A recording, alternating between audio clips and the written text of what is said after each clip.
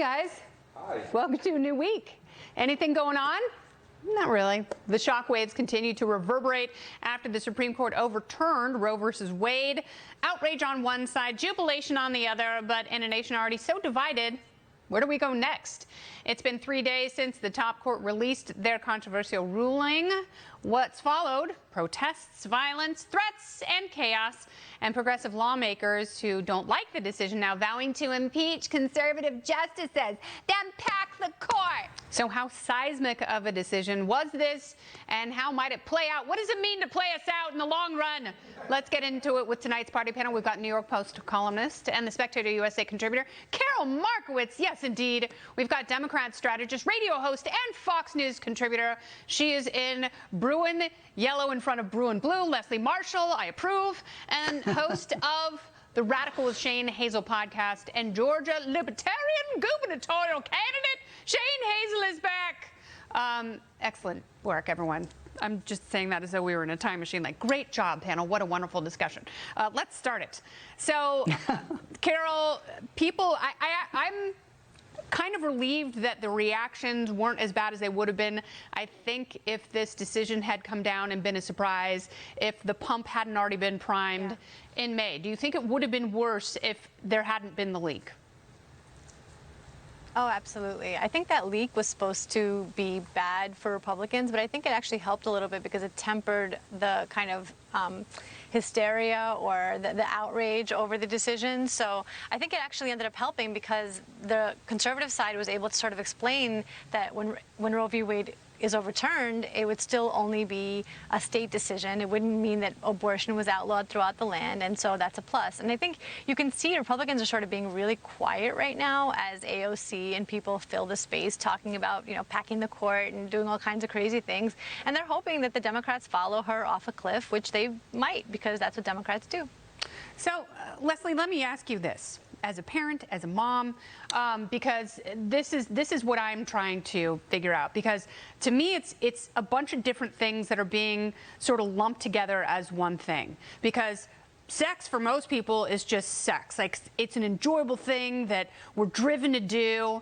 But sex doesn't necessarily mean pregnancy or baby. Should this decision mean that we conflate everything and we should now associate sex with babies? I'm on the left here, Kennedy. Maybe you forgot. That seems to be, from where I sit, to be the view from the right, is if you have sex, you're going to get pregnant. If you get pregnant, that people like me who are pro-choice want everybody to abort their babies, and that's not the case. But sex actually may be up for grabs, especially if you want to have sex with somebody of the same gender as yourself, when you're looking at the amendment and when you're looking at privacy and when you're looking at Clarence Thomas and others on the right. Here's where I stand as a mother. One, definite states my kids won't be going to for college anymore, boy or girl. Two, concern, quite frankly, about what's coming.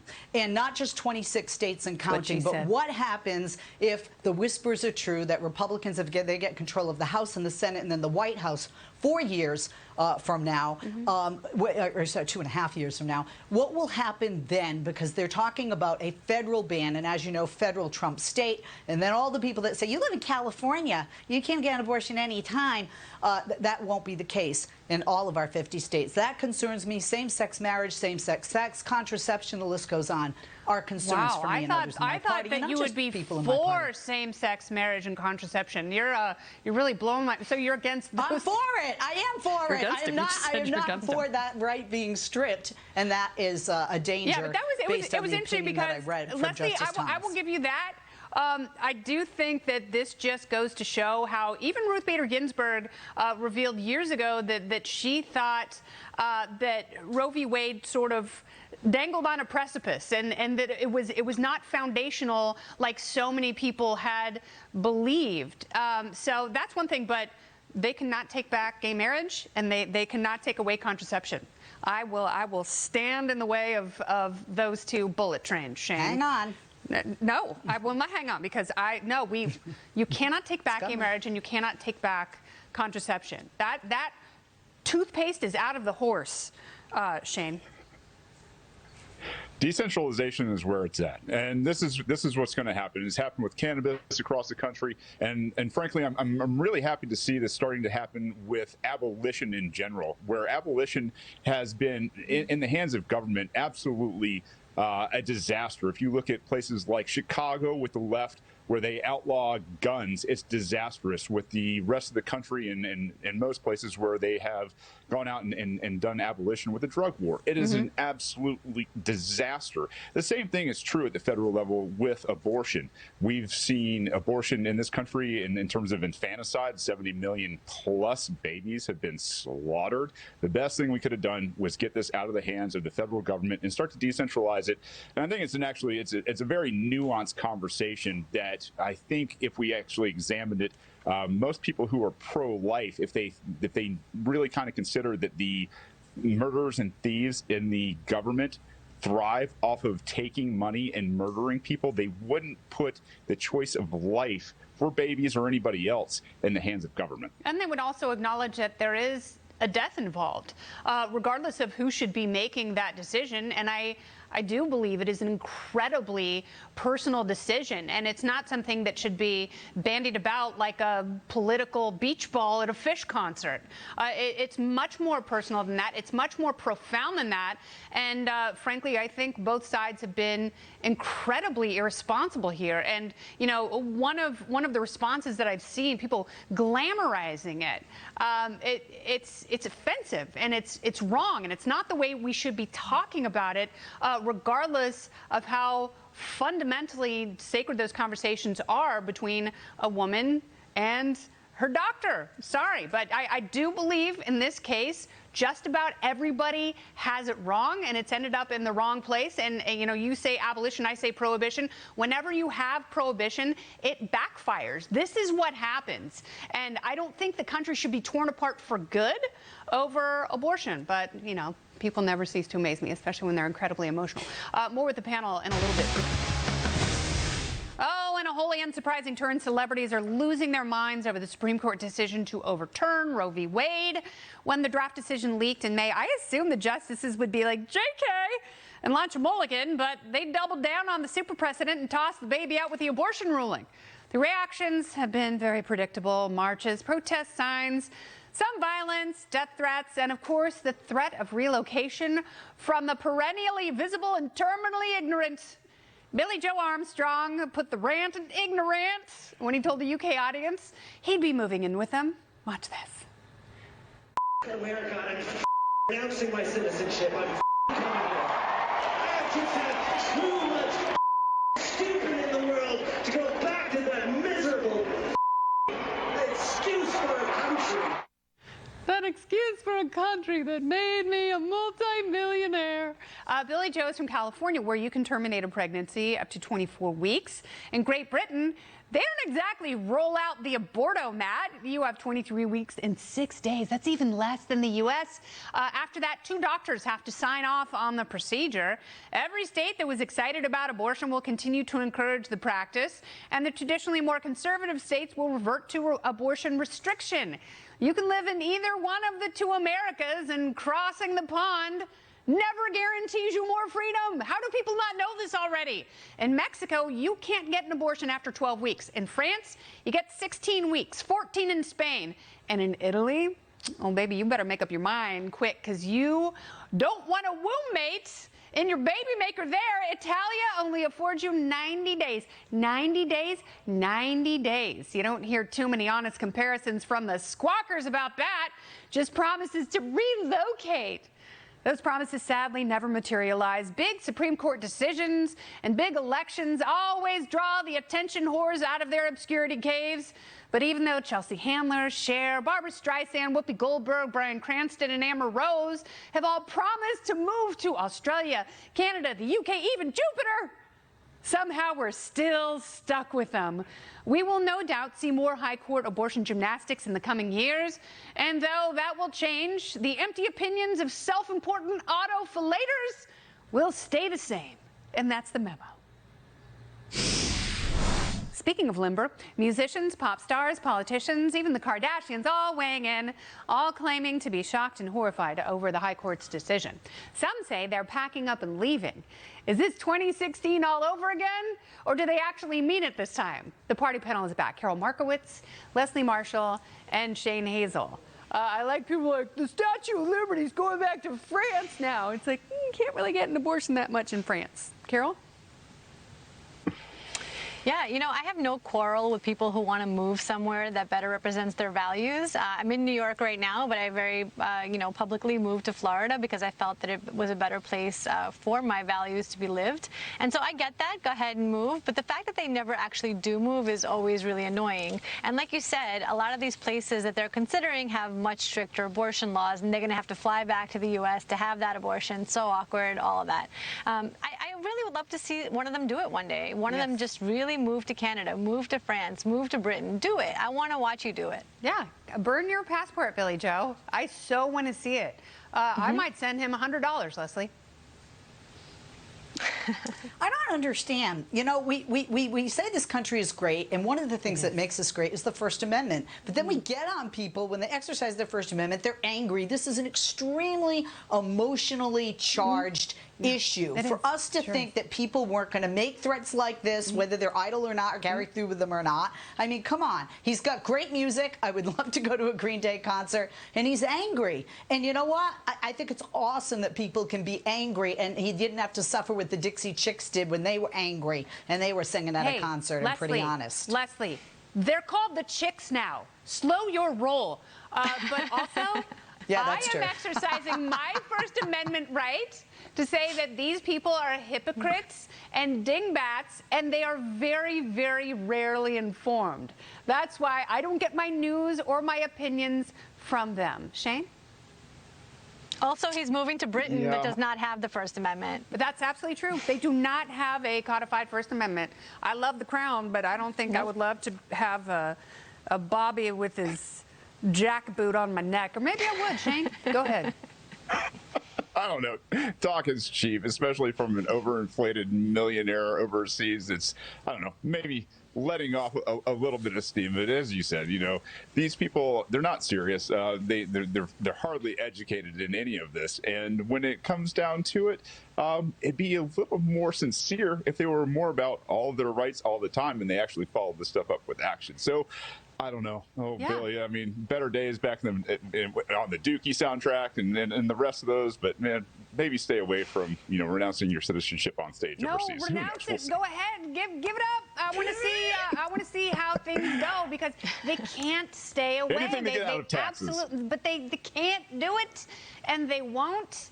And that's fine, but it's all blather. Like, it's no longer shocking when, you know, Jon Stewart's like, I just want to get on a rocket ship and go anywhere where Trump is not president. It's like, come on, man. Like, is this really where we've landed? It's so predictable. And I just wish someone would say something thoughtful and nuanced every once in a while. You know, I look to them for entertainment and escapism, but there's no escapism anymore, Carol. Yeah, that's absolutely right. I think that that's really what they're missing, is that they're supposed to be entertainers. You know, the story of the Chicks was that their audience turned on them. The First Amendment, you know, nobody in the government came and arrested them, right? It was like their audience was like, wait, I don't like what you're saying, and I don't want to listen to you anymore. And how can that be my problem, that, you know, the Chicks were abandoned by their audience? And I think the celebrities that say stupid stuff, sometimes they get pushback, sometimes they don't. A lot of times we just kind of, you know, laugh about it like we are right now and get over it. And, you know, again, I hope Billie Joe makes the move because I would like to see it. What if Billy Joel made the move? What if he was like, this piano sucks? No, we can't lose Billie Joe. No. I'm going to go drink a quart of Beefeater on the plane and bring back the hypersonic jets. Speaking of celebrity drama, Johnny Depp could be in for a huge payday. He's now reportedly in talks to reprise his role as Captain Jack Sparrow in the Pirates of the Caribbean franchise for the low, low price of $300 million.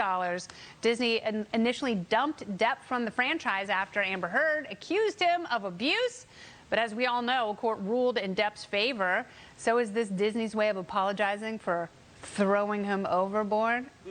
Leslie, if this is if $300 million is what it means to be canceled, it's a pretty sweet deal. I wish somebody would cancel me and then apologize for even a fraction of that, for crying out loud. Yeah, this is clear. I think they were watching not just the conclusion of that trial, but what a lot of us saw, which is, hey, it's not him. He's not the bad guy here. And a lot of people are believing him, and his name was dragged through the mud. Another entertainer who's actually pretty verbal about his opinions. And you know, there was one I remember named Ronald Reagan. He was an entertainer. Yeah, but he got pretty serious about his political views. He sure did. But I think it's good that Johnny Depp has the opportunity to play this role, because I think most people were with him on this, especially after they saw the court proceedings. Yeah, no, it's funny because Ronald Reagan did Bedtime for Bonzo, and Johnny Depp did Bedtime with Benzos. That's very funny, Shane. Yeah, it's absolutely hysterical. I didn't watch any of the Johnny Depp saga, and if Disney wants to create another bomb Pirates movie after, kind of shoving down their perspective from high and that, I don't know, billions and billions, hundreds of billions of dollars, like, well, poor Johnny Depp. I'm sure he'll, cry himself to sleep tonight in all of his piles of money. Yeah, he at one point, reportedly, according to testimony in the trial, Carol, demanded $300 million and 1 million alpacas. Have you heard anything? You are an actual reporter, a true journalist. Have you heard anything about the alpacas in this latest iteration of the deal? I haven't, but I really do hope he gets some, because he deserves it. Disney dropped him when he was merely accused before any of the story came out. And I think it really shows something about Disney's chaotic decision-making. I think the company's really in a weird place, because they do something and then they kind of reverse themselves, and then they try to take stands, but the stands don't really work for them. I think, Leslie jokes about it, but I think they should stick to the business of entertaining. I think Buzz Lightyear being a summer flop really shows that people are wary of the Disney brand right now, and it's all tied to this, chaotic energy emanating from the company. They dropped Johnny Depp, then they got him back, and if the story proves true, I think all of that is, a sideshow to the fact that they should be making movies, they should be making good movies, and stop trying to take political positions and stands. Enough already. Yeah, I mean, back to the point of escapism, Leslie, sometimes people just want to sit in the theater. That's why Marvel has done so well. That's why Kevin Feige is the most powerful person in Hollywood, because he understands the value of pure entertainment and the architecture of myth, and Disney has lost sight of it. And, this is just reinforcing the fact that other than Marvel, they make bad decisions. I don't agree with it here, and I'll tell you why. Because Disney, it's not just about a movie. It's about 2 theme parks, one here in California, Disneyland, the other in Florida, Disney World. And at the time, they felt the need to speak out because they wanted to, guarantee those parents of children who were LGBTQ and throughout all of political decisions, not just, from the right, honestly, that the people who come and buy the tickets will feel comfortable and will feel welcome at their theme parks as well. Unfortunately, if you get on one of those Disney cruises, you can't get married in a lot of their ports of call, Shane. They'll cut your hands off for buggering people who have the same gametes. I haven't heard that, but that's very fascinating. Yeah, I know. I think Disney is in a real hurt locker right now, even with some of their Marvel, where they've kind of tried to shove stereotypes down the throats. And I mean, my kids that are 10 and under have started to discern, some of these political type motives from Disney. And I think it's really sad because, like you said, the escapism in this country, if there's a time to escape to superheroes and storytelling and legend and myth, this is the time to do it. They stole that from us. Thanks, ESPN. They suck. But I will tell you this. You know who I like? We don't want to be lectured to. That's it. Exactly right. I like that Spider-Man. I think he's adorable. I like Spider-Man. You know why? He was really nice to my 13-year-old on her birthday. So thank you for that, Spider-Man. Carol, Leslie, and Shane, thank you all for being here. You've been wonderful. See? The time travel works both ways. I knew it would be amazing. Thanks, guys. Thank you.